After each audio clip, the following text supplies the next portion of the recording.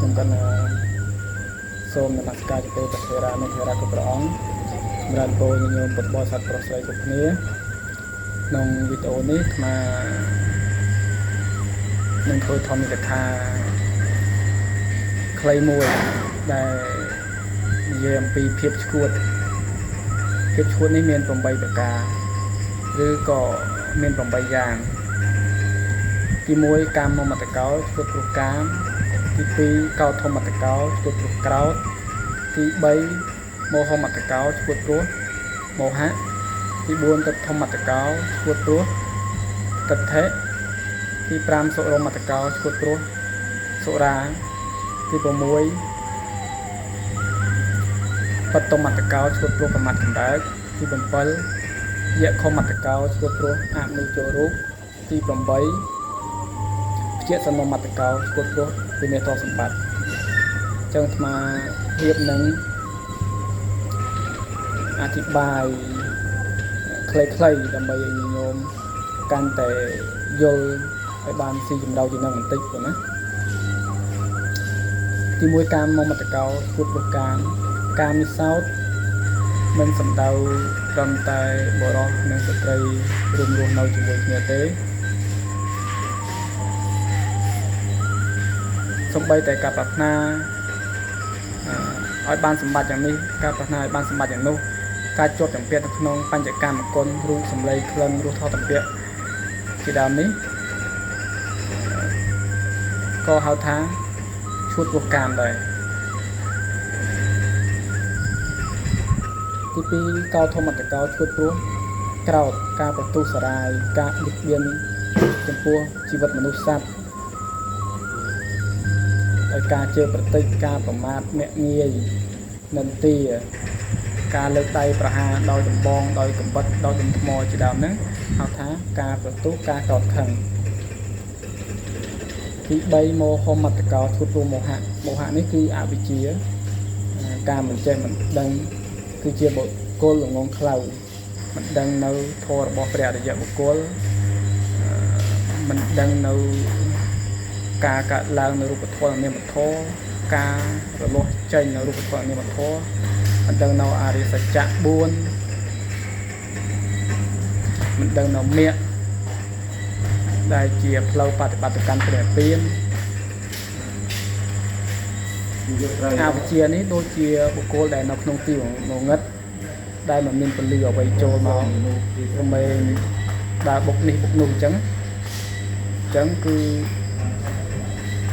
បុគ្គលហ្នឹងគឺល្ងឹតឆឹង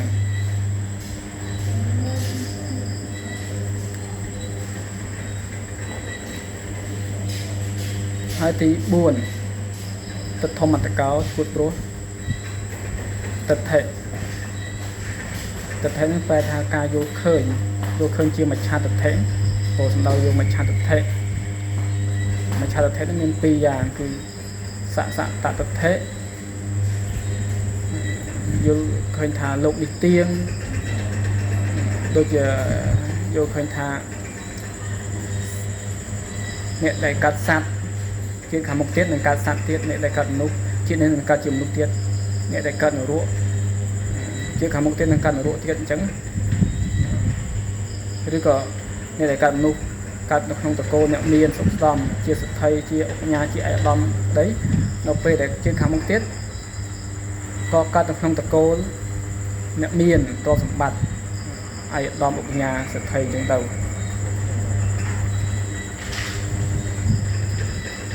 អញ្ចឹងគឺបុគ្គលហ្នឹងអត់ជឿនៅបាបបុណ្យកុនតូចទេអត់មាននៅហិរិអតបៈទេអ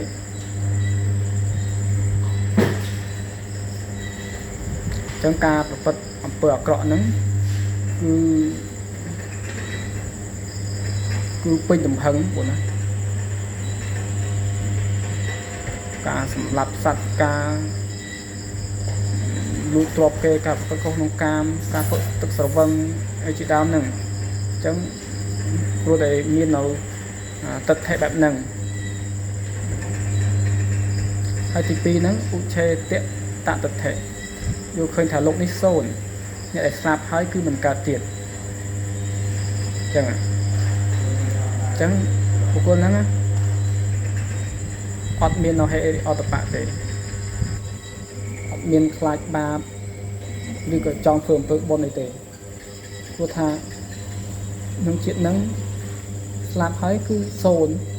អញ្ចឹងអំពើល្អនិងអំពើអាក្រក់អត់មាននៅក្នុងโลกនេះទេអញ្ចឹងគេសប្បាយអស់ដៃក្នុងជាតិហ្នឹងប្រព្រឹត្តអំពើអបាយមុខបាបកម្មផ្សេងៗជាទៅ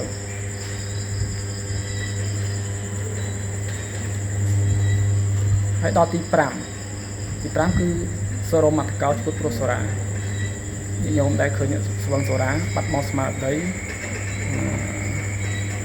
ដូចមនុស្សឈួតចឹងប្រើអំពើហិង្សាលើប្រពន្ធកូនលេងស្គាល់ម៉ែស្គាល់ឪជេរតិចចឹងទៅឬក៏អ្នកដែលសេពនៅថ្នាំញៀនយ៉ាម៉ាយ៉ាបាអភិងកញ្ឆាជាដើមហ្នឹងដែលជក់បែកបាត់បង់ស្មារតីខ្លះរហូតដល់ឈួត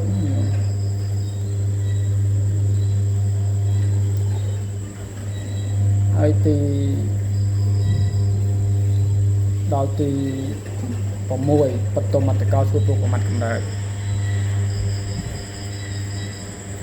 ដោយភិក្ខុមួយអង្គលោកចង់ឃើញទេពធីតាហ្នឹងអត់ចង់ឲ្យឃើញទេព្រោះលោកមិនទាន់ប្រះចាកនៅរាគៈទោសៈមោហៈបានដល់ពេលទេវតាហ្នឹងឲ្យឃើញតែដៃទេដៃទៅភិក្ខុហ្នឹងក៏កើតរាគៈហ្នឹងទៅឃើញស្អាតពេកចឹងទៅធ្វើឲ្យប្រមាថរបស់ភិក្ខុហ្នឹងកម្រើកបណ្ដាលឈួតការភ័យតក់ស្លុតនឹងអ្វីមួយក៏បណ្ដាលឲ្យប្រមាថកម្ដៅឈួតដែរណាវាជាការភ័យខ្លាចពីអាមនុស្សចឹងទៅខ្លះមិនអាមនុស្សលងបន្លាចរហូតដល់ឈួតក៏មានដែរហើយទី7ហ្នឹងជាខុមមត្តកោឈួតព្រោះអាមនុស្សចូលរូបខ្ញុំស្បឃើញអ្នកណាត្រូវពួកខ្មោចព្រាយបិសាចចូលរូបទេចឹងអ្នកដែលត្រូវអាមនុស្សចូលរូបហ្នឹងគឺបាត់បង់ស្មារតីត្រូវអាមនុស្សធ្វើបាបធ្វើឲ្យចុកពោះឈឺក្បាលឲ្យខំអណ្ដាតខ្លួនឯងឬក៏ឲ្យទៅចងកឬក៏ឲ្យទៅលោតពីអាគារលោតទឹកសម្រាប់ខ្លួនអញ្ចឹងតាមអំណាចរបស់អាមនុស្សដែលវាចង់ធ្វើអញ្ចឹងអ្នកដែលត្រូវអាមនុស្សចូលរូបហ្នឹងអត់មានអ្វីជាម្ចាស់ការរបស់ខ្លួនឯងទេគឺអាមនុស្សគឺគ្របដណ្ដប់នៅវិញ្ញាណរបស់បុគ្គលហ្នឹងហើយឈួតទី8ជាសនមត្តកោគត់ព្រោះវិញ្ញាណទ្រព្យសម្បត្តិដូចជាទឹកចំនួនជន់ចូលលិចផ្លូវលិចផ្ទះធ្វើឲ្យទ្រព្យសម្បត្តិនឹងសត្វបែបទៅតាមកខ្សែទឹកជាដើមឬក៏ត្រូវភ្លើងឆេះផ្ទះឬក៏ត្រូវចោលប្លន់ឬក៏ត្រូវបរិជារបស់យកទ្រព្យសម្បត្តិចឹងមនុស្សដែលមិនទាន់ប្រាចាកនៅលោភៈនៅនឹងកិលេសមិនទាន់អស់នៅកិលេសតែមិនជាប់ទៅក្នុងទ្រព្យសម្បត្តិនឹងខ្លាំងកាលណាដែលបាត់បង់ទ្រព្យសម្បត្តិហ្នឹងធ្វើឲ្យចិត្តហ្នឹងវាច្បុកច្បល់គិតច្រើនហ្នឹងទៅរហូតដល់ឈួតប្រស័យប្រសាទក៏មានដែរ